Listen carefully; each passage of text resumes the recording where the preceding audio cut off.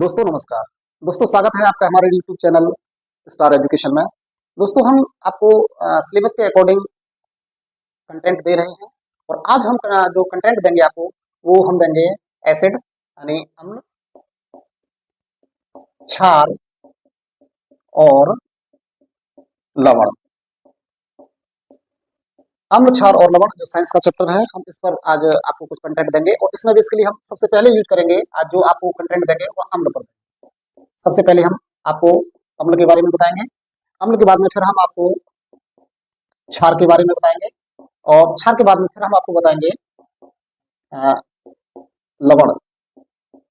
इसके बाद आपको जानकारी देंगे कि लिटमस यानी सूचक, सूचक क्या होता है। फिर इसके बाद आपको जानकारी देंगे सूचक के बाद में पीएच, पीएच क्या होता है, इससे रिलेटेड जानकारी आपको देंगे। और फिर पीएच के बाद में फिर हम आगे चलेंगे तो लवण से बने हुए जो अदर प्रोडक्ट हैं हम उनके बारे में आपको जानकारी देंगे, जैसे बेकिंग सोडा है, बेकिंग सोडा है, धावन सोडा है, बेकिंग सोडा हो गया, धावन सोडा हो गया। इसके बाद में आपका ब्लीचिंग पाउडर हो गया,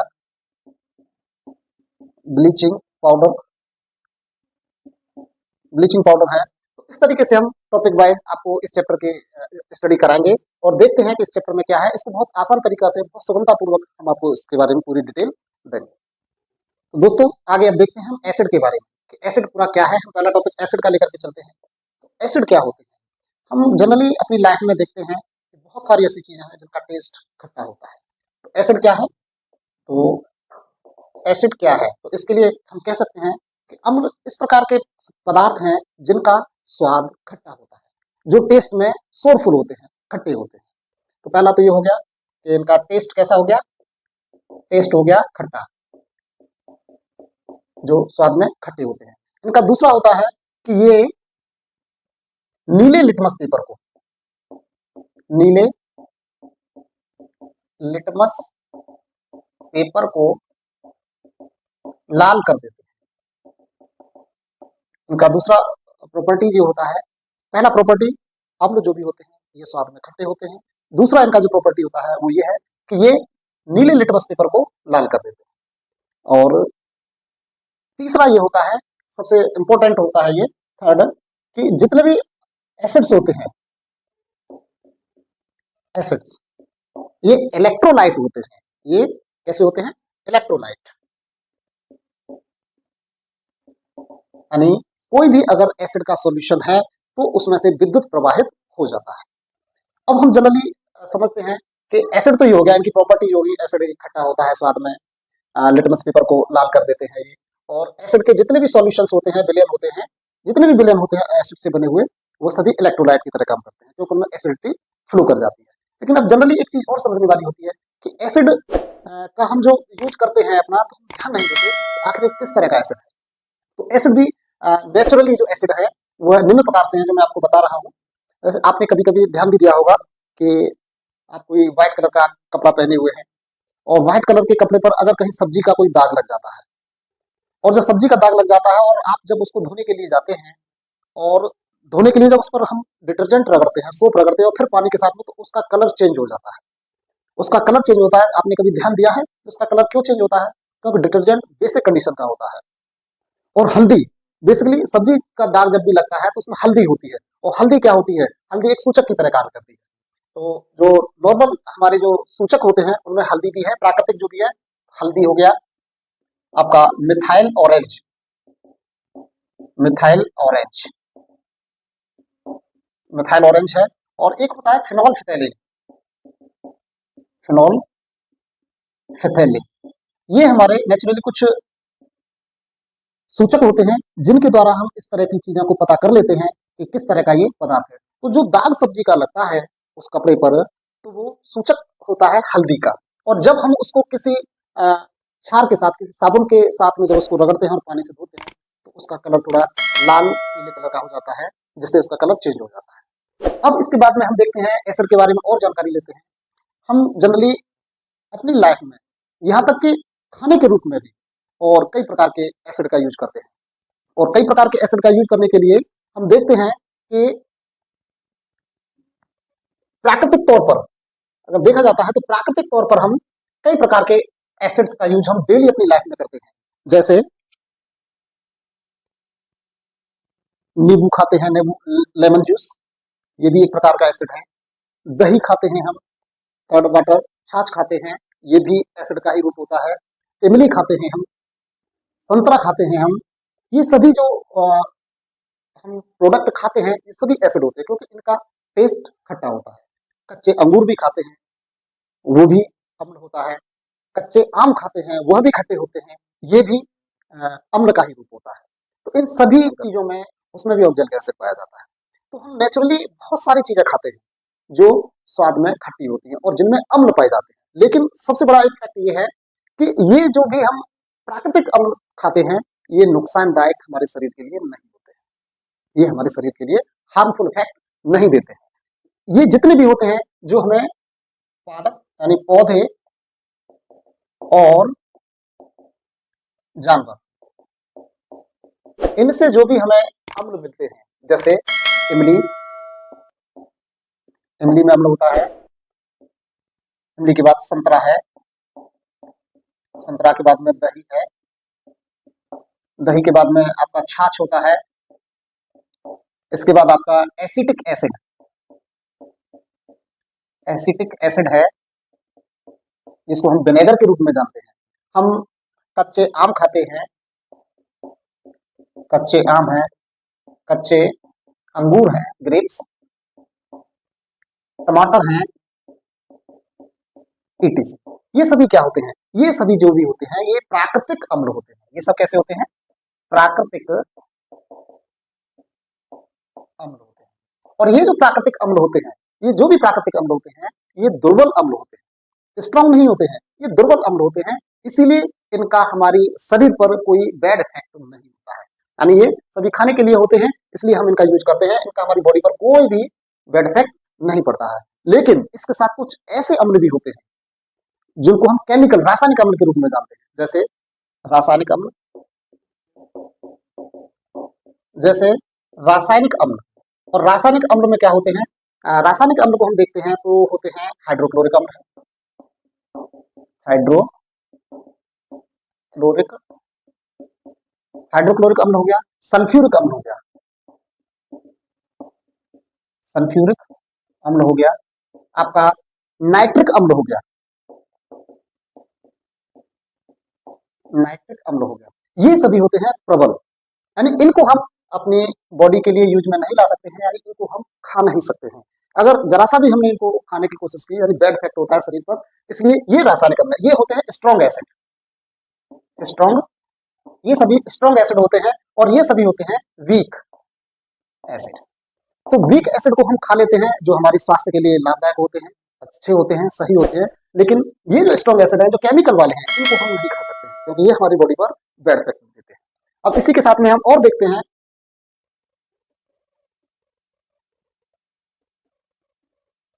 कि अम्ल बेसिकली हमारे शरीर के लिए लाभदायक हैं, लेकिन जो प्राकृतिक रूप से हमें अम्ल मिल रहे हैं उनको हम ऑर्गेनिक एसिड्स कहते हैं, उनको हम कार्बनिक अम्ल कहते हैं।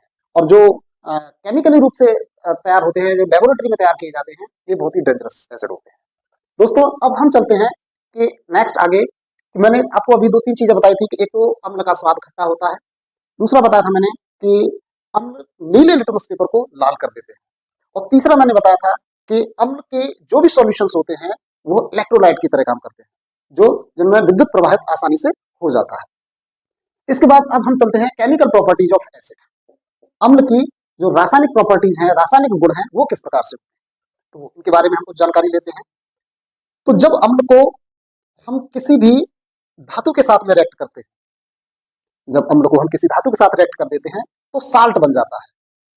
बेस के साथ में जब हम किसी के साथ रिएक्ट करते हैं तो साल्ट बन जाता है। लेकिन साल्ट के साथ सबसे बड़ी बात ये होती है हाइड्रोजन गैस बनती है। क्या बनता है? हाइड्रोजन गैस बनती है। तो हमने जिंक है ये, और जिंक को जब dilute sulphuric acid, dilute sulphuric acid के साथ में जब हम रिएक्ट करते हैं तो ये साल्ट बनता है, जिंक सल्फेट। ये जिंक सल्फेट साल्ट बन जाता है और साथ में मोस्ट इंपॉर्टेंट हाइड्रोजन गैस बनती है। इसी प्रकार से जब हम डाइल्यूट HCl हाइड्रोक्लोरिक अम्ल यानी तम्ल जिसमें एसिड की मात्रा कम होती है और जल की मात्रा अधिक होती है, ऐसे को हम डाइल्यूट बोलते हैं। क्योंकि एसिड दो टाइप के होते हैं, एक तो होता है कंसंट्रेट, कंसंट्रेट एसिड होते हैं जिनको हम बोलते हैं सांद्र, और इन सांद्र में क्या होता है कि जल की मात्रा बहुत कम होती है, जल बहुत ही कम होता है और अम्ल इसमें ज्यादा होता है, अम्ल की मात्रा इसमें ज्यादा होती है, इसलिए इनको हम कहते हैं कंसंट्रेट यानी सांद्र। और दूसरे होते हैं डाइल्यूट, डाइल्यूट एसिड। और डाइल्यूट एसिड में क्या होता है कि जल की मात्रा होती है इनमें बहुत ज्यादा और एसिड होता है इनमें बहुत कम यानी कुछ बूंदों के रूप में। तो हमने यहाँ डाइल्यूट लिया है, डाइल्यूट का मतलब है जल की मात्रा इसमें ज्यादा है। तो डाइल्यूट HCl हाइड्रोक्लोरिक अम्ल को जब हम सोडियम कार्बोनेट के साथ में, सोडियम कार्बोनेट के साथ रिएक्ट कराते हैं तो नमक बनता है, साल्ट, और मोस्ट CO2 गैस बनती है, कार्बन डाइऑक्साइड गैस बनती है। तो इसका है 2HCl हाइड्रोक्लोरिक एसिड है ये, हाइड्रोक्लोरिक एसिड। और ये होता है सोडियम कार्बोनेट, सोडियम कार्बोनेट है Na2CO3। जब इन दोनों का हम रिएक्शन कराते हैं तो हमें ये मिल जाता है साल्ट, और इसके साथ में ये बनता है हमें कार्बन डाइऑक्साइड, कार्बन डाइऑक्साइड जो गैस मिलती है हमें CO2, और इसके साथ में भी जल निकलता है।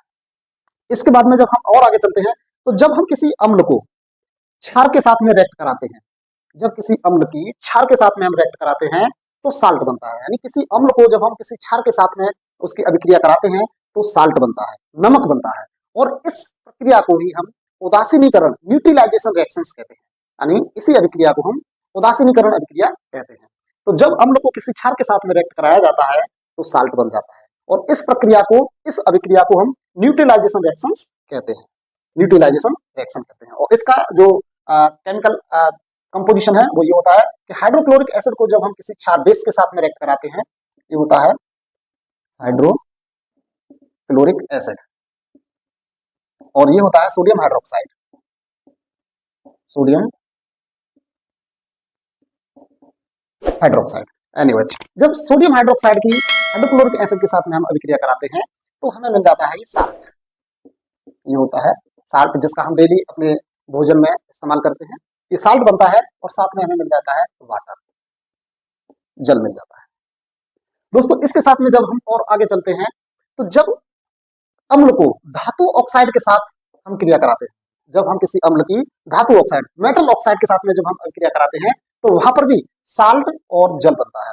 जैसे हाइड्रोक्लोरिक एसिड है ये, और हमने कॉपर ऑक्साइड के साथ में जब इसको अभिक्रिया कराया तो हमें कॉपर क्लोराइड मिल गया जो कि एक साल्ट होता है, जो ब्लू ग्रीन कलर का होता है, ब्लू ग्रीन कलर का ये साल्ट होता है कॉपर क्लोराइड, और यहाँ पर भी हमें जल मिलता है, वाटर। आगे देखते हैं दोस्तों, एक और इसका इंपॉर्टेंट पहलू है कि जो स्ट्रॉन्ग एसिड होते हैं, कौन से एसिड होते हैं दोस्तों? Strong acid, strong acid, strong acid जो होते हैं यह कोरोसिव नेचर के होते हैं। अब इसको समझ लीजिए कि कोरोसिव नेचर क्या होता है। स्ट्रॉन्ग एसिड कोरोसिव नेचर,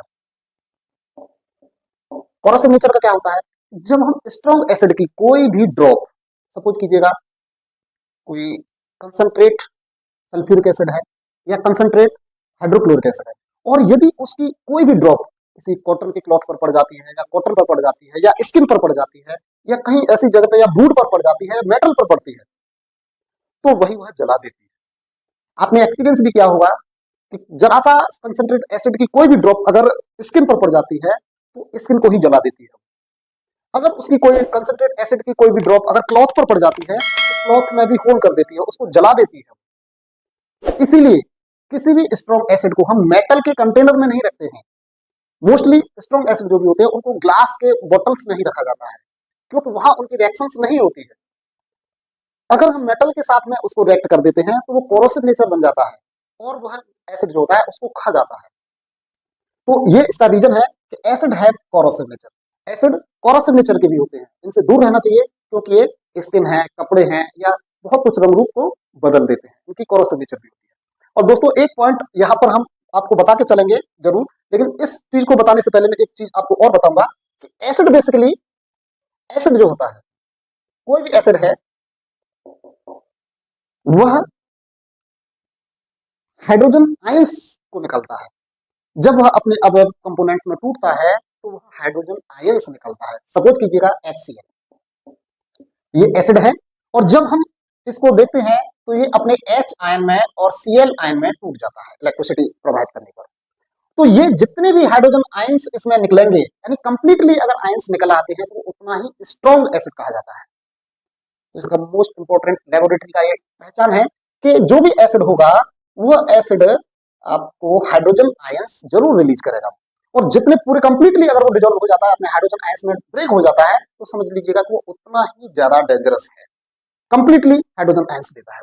आगे हम एक नोट देकर के चल रहे हैं यहाँ पर कि ग्लूकोज और एल्कोहल दो चीजें होती हैं। एक तो ग्लूकोज होता है जो हम खाते हैं अपना C6H12O6 ग्लूकोज होता है, और एक alcohol do not show acidic character, यानी ग्लूकोज और एल्कोहल जो होते हैं ये दोनों ही एसिडिक अम्लीय गुणों को प्रदर्शित नहीं करते हैं। क्या क्या? एक तो ग्लूकोज हो गया, ये मोस्ट इंपॉर्टेंट है, ध्यान रखने वाली चीज है दोस्तों। एक तो ग्लूकोज हो गया और एक एल्कोहल हो गया, ये दोनों ही एसिडिक प्रॉपर्टी को शो नहीं करते हैं। और ये एसिडिक प्रॉपर्टी को क्यों नहीं करते हैं? क्योंकि ये वाटर में जब इनको डिजोल्व करते हैं तो हाइड्रोजन आयंस नहीं शो करते हैं।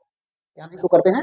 हाइड्रोजन आयंस नहीं देते हैं। इसलिए ग्लूकोज और एल्कोहल ये दोनों ही जो मटेरियल होते हैं, पदार्थ होते हैं, यह अम्लीय प्रवृत्ति को प्रदर्शित नहीं करते हैं।